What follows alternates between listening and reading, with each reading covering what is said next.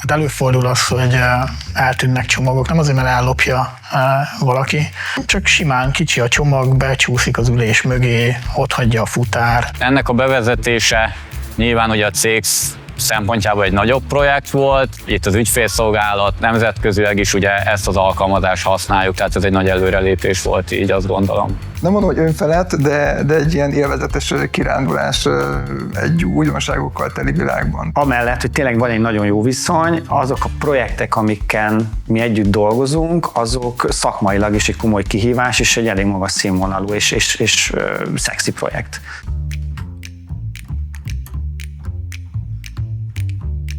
Kiküld hosszabb e-maileket,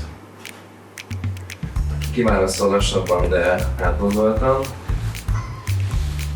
Ki a realista ebben a csapatban? Ki a lábogozó akkor?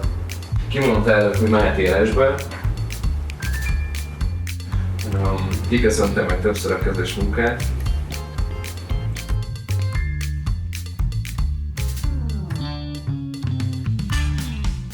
Hát elég, 10 éves a kapcsolatunk, most már elég rég. Volt a cég életében, egy 2013-ban volt egy nagyobb növekedés, amikor elkezdtünk így külföldre dolgozni, ami ugye azt eredményezte, hogy nem tudtuk már az erőforrás igényt saját emberekkel lefedni, ezért kellett keresni partnereket, és ebből nőtt ki ez az együttműködés, hiszen megbízható partnerek, tudunk rájuk számítani, és megértik azt, hogyha van egy igényünk sürgős.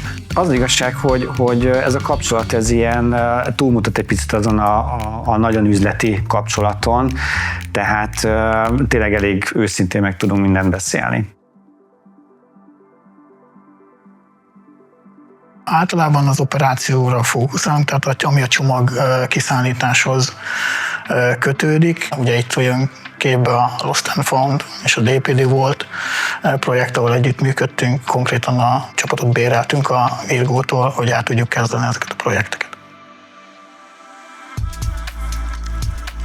A Lost and Found ez egy nagyon érdekes termék. Hát előfordul az, hogy eltűnnek csomagok, nem azért, mert ellopja valaki, csak simán kicsi a csomag, becsúszik az ülés mögé, ott hagyja a futár, esetleg nem olvasható a címke, nem tudjuk kinek kell kiszállítani, ezeket így találóan Lost and Found-nak hívjuk. Fian Dániel vagyok itt a DPD Hungary-nál, én foglalkozok itt a problémás címke nélküli csomagokkal, jelenleg ugye itt a fő elosztó központunkban vagyunk itt a hubban, és ugye nekem a főbb területem az, hogy a címke nélküli problémás csomagokat próbálom megoldani, és ezekkel foglalkozok. Több ezer, 10 000 csomagot dolgozva a DPD napi szinten, tehát elkerülhetetlen, hogy ilyen csomagok véletlenül generálódjanak, akár nyilván itt a DPD-s folyamatokon belül a rakodások során, de ez lehet akár egy feladó hibájából is. Minden depóba és állomáson szkennelésre kerülnek a küldemények. Ha az egyik állomáson nem kap friss szkent, akkor ugye utána megáll az életciklus. Ha megáll egy csomagnak az életciklusa, és kerestetni kell, akkor ez a program áll rendelkezésre az, hogy beazonosítsuk a keresett csomagokat. Ezt régen úgy csinálták, hogy hát a Magic Excel.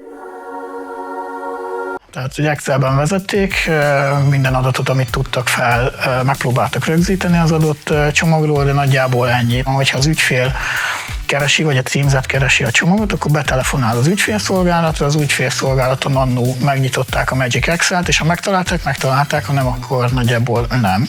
Létre voltak hozva így alapértelmezett oszlopok, adtunk neki egy azonosító számot, kézzel írtunk be mindent manuálisan, feladó címzettet, a fotókat külön digitális fényképezővel készítettük, külön fel kellett tölteni egy tárhelyre, betallozgatni. Még ugye a Lost and Found-nál ugye van lehetőség akár a kamerával úgymond a címzettek nevét, feladó nevét, tehát úgymond szöveget egy fotó alapján ugye beilleszteni a megfelelő szövegmezőbe.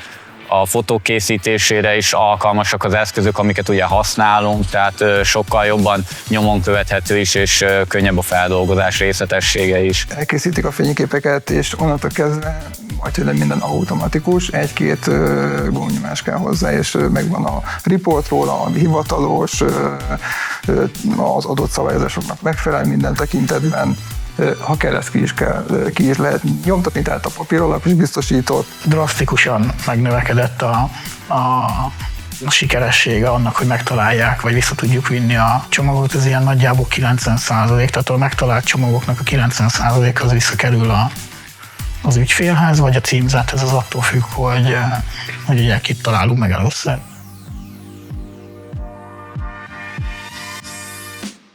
Meg volt az üzleti igény az ő oldalukon, és akkor kiválasztva a partner, ami itt az integrációs feladatoknál a Virgo lett. Itt is egy záros határidőn belül egy olyan nagyon erős szeniorokból álló csapatot tegyünk össze, akiket abszolút nem fog zavarni azt, hogyha az üzleti igény menet közben változik, bármennyire is agilisan dolgozunk. Nyilván ez időbe tellett, meg megfelelő szervezéssel, de én azt gondolom, hogy egy nagyon ütőképes csapatot tudtunk biztosítani, de az eredmény az önmagáért beszél.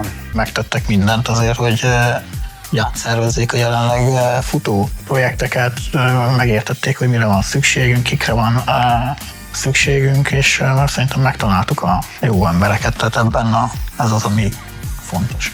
Valakinek csak az a célja, hogy eladjon embereket, meg vannak azok a típusú partnerek, akik, mint a Virgo, hogy olyan embereket szeretnének eladni, akik tényleg részt vesznek a projekten, az emberek is tudnak a projektben fejlődni, tehát hogy ez a win-win szituáció, hogy mindenkinek jó legyen.